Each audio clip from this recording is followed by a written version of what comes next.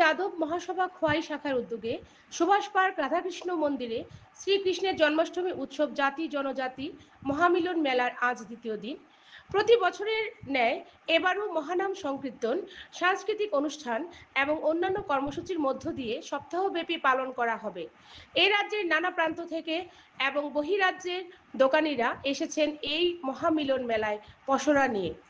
এই রাধাকৃষ্ণ মন্দির দর্শন এবং মহামিলন মেলা উপভোগ করার জন্য কাতারে কাতারে ধর্মপ্রাণ মানুষ আসছেন। শ্রবণ করবেন হরিনাম। খোয়াই থেকে প্রদীপ ঘোষের রিপোর্ট, ত্রিপুরা পায়োনিয়ার।